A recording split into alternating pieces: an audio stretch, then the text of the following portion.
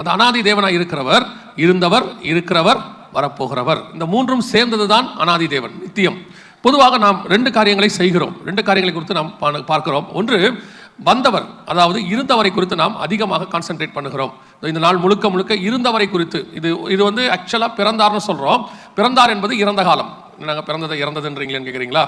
இயேசு பிறந்தார் என்பது எதில் வரும்? பாஸ்ட் டென்ஸ், மாற்றுக்கிறதே இல்லை. ஆனால் பிறந்ததை நாம் கொண்டாடுகிறோம். ஆனால் பிறந்ததை அறிவித்தவர்கள் இருக்கிறார்கள். அந்த பிறந்ததை அந்த நாளிலே வந்து பார்த்தவர்கள் இருக்கிறார்கள். அவர்கள் சாட்சி கொடுத்திருக்கிறார்கள். இயேசு சொல்றார் யோவான்ல 5ஆம் அதிகாரத்தில், வேத வாக்கியங்களை ஆராய்ந்து பாருங்கள், அதில் நித்திய ஜீவன் என்று உண்டு என்று சொல்லுகிறீர்களே, அவைகள் என்னை குறித்து சாட்சி கொடுக்கிறது என்று சொல்லுகிறார். அதே மாதிரி இயேசு கிறிஸ்துவை குறித்து சாட்சி கொடுத்தவர்கள் இருக்கிறார்கள். அந்த இயேசுவின் பிறப்பை குறித்து, இருந்த இயேசு கிறிஸ்துவை குறித்து சாட்சி கொடுத்தவர்கள் இருக்கிறார்கள். அந்த சாட்சி 4 விதமாக இருக்கிறது. இன்னைக்கு நம்ம அதான் பார்க்க போகிறோம்.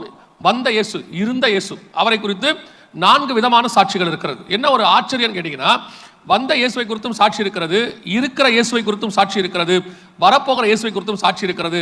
இந்த 3 நிலைகளுக்கும் ஒரே சாட்சியாக இருக்கிறது. ஒருவேளை உங்களுக்கு அது நான் சொல்றது கொஞ்சம் கன்ஃபியூஷனாக இருக்கும். நாங்கள் முதலாவதாக வாசிங்க பார்ப்போம்.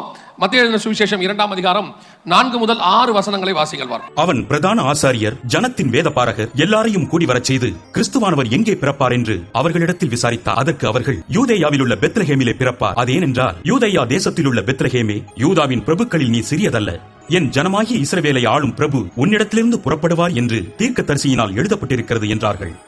இயேசு கிறிஸ்துவினுடைய பிறப்பு என்ன செய்யப்பட்டிருந்தது? ஏற்கனவே எழுதப்பட்டிருந்தது. வேத வசனத்தின்படி ஆராய்ந்து பார்க்கிறார்கள். ஆராய்ந்து பார்த்தபோது வசனத்தின்படி இயேசு கிறிஸ்துவானவர் பிறப்பார், யூதேயாவிலே பிறப்பார், எப்ராத்தா என்று அநேக காரியங்களை இந்த இடத்துல நம்ம வேதத்தில் வாசிக்கிறோம். யூதேயா பட்டணத்தில் உள்ள பெத்லஹேமிலே பிறப்பார் என்று சொல்லி எல்லா காரியங்களும் சொல்லப்படுகிறது. இது வேத வாக்கியத்தில் எழுதப்பட்டிருக்கிறது, தீர்க்கதரிசியினால் எழுதப்பட்டிருக்கிறது இருக்கிறது.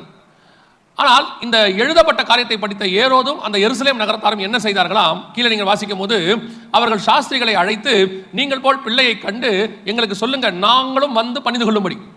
வசனத்தை ஆராய்கிறவர்கள் இருக்கிறார்கள். இயேசு பிறந்தார் என்பதை கண்டுபிடித்து விட்டார்கள். இந்த இடத்துல தான் பிறப்பார் என்பதையும் அவர்கள் புரிந்து கொண்டார்கள். ஆனால் இயேசுவை போய் அவர்கள் பார்க்கவில்லை. என்ன செய்யல?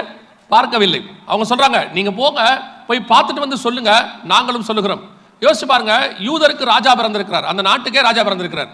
அந்த நாட்டுக்கு ராஜா பிறந்த போது எவ்வளோ ஒரு ஆவலா போய் பார்த்துருக்கணும், எவ்வளோ தூரம் அவங்கள ஃபாலோ பண்ணணும். இப்போ அவர்கள் அவ்வளோ தூரத்தில் சாஸ்திரிகள் வந்திருக்கிறாங்க.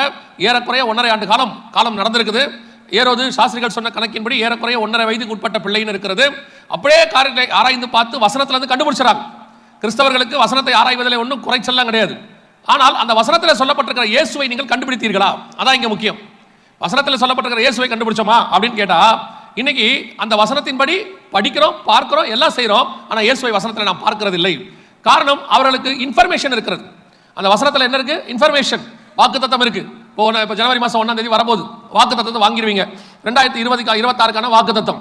ஆனால் அதற்கு பிறகு அந்த வசனத்துக்குள்ளே இருக்கக்கூடியதான தேவனுடைய திட்டம், செயல் அல்லது அவருடையதான தரிசனம், இது ஏதாவது நமக்குள்ள வருதா? ஏரோது வேத வாக்கியத்தை ஆராய்ந்து பார்த்து, இங்கதான் பிறப்பாரு, எல்லாம் தெரிஞ்சு போச்சு, ஆனால் போய் பார்க்கவில்லை. அதே நேரத்தில் இதே வேத வசனம் என்ன செய்கிறது? இன்னொரு காரியத்தை சொல்லுகிறது. வாசிங்க, 1 கொரிந்தியர் 15ஆம் அதிகாரம் 3-4 வசனங்களை வாசிங்கள் பார்ப்போம். நான் அடைந்ததும் உங்களுக்கு பிரதானமாக ஒப்புவித்ததும் என்னவென்றால், கிறிஸ்துவானவர் வேத வாக்கியங்களின்படி நமது பாவங்களுக்காக மரித்து அடக்கம் பண்ணப்பட்டு வேத வாக்கியங்களின்படி 3ஆம் நாளில் உயிர் தெழுந்து. நல்ல கவனிங்க, இயேசு கிறிஸ்துவானவர் பிறந்தார் என்பதற்கு வேத வாக்கியத்தில் எல்லா விதமான சான்று இருக்கிறது. ஏரோது என்ன செஞ்சிட்டாரு? அதை கண்டுபிடிச்சிட்டாரு, ஆனா போய் பார்க்கல. ஆனா பவுல் வேத வாக்கியத்தின்படி எழுதியிருக்கிறபடி இயேசு உயிர்த்தெழுந்தார் என்பதை கண்டுபிடித்து விட்டார். பவுலுடைய ஊழியம் மற்ற ஊழியங்களை பார்க்கிலும் ரொம்ப பெருசா இருந்துச்சு நிறைய பேர் சொல்றாங்க. அதற்கு என்ன காரணம் என்றால், ஒரு கமெண்ட்ரி இப்படி சொல்லுது, பவுல் சொன்னதாக அவரை குறித்து, இவங்க எல்லோரும் உயிரோடு இருந்த இயேசுவை பார்த்தவர்கள், அவர் மட்டும்தான் உயிர்த்தெழுந்த இயேசுவை பார்த்தவர். உயிர்த்தெழுந்த இயேசுவோடு கூட அவர் பார்த்திருக்கிறார். அதனால அவர் அதிகமாக நான் ஊழியம் பண்ணுவேன் என்று சொன்னாராம். கவனிங்கள், வேத வாக்கியத்தில் இயேசு பிறந்தார் என்பதற்கு ஆதாரம் இருக்கிறது. நாம் அந்த ஆதாரத்தை வைத்துக் கொண்டுதான் இவ்வளவு காரியங்களை செஞ்சுட்டு இருக்கிறோம். ஆனால் இயேசு பிறந்தார், வளர்ந்தார், மரித்தார், இப்ப எப்படி இருக்கிறாரு? இருந்தவர், இருக்கிறவர். எப்படி இருக்கிறாரா? உயிர்த்தெழுந்திருக்கிறார். இப்ப உயிர்த்தெழுந்த இயேசுவை நாம் தான் தொழுது கொண்டிருக்கிறோம். இருந்த இயேசுவை அல்ல, இருக்கிற இயேசுவை.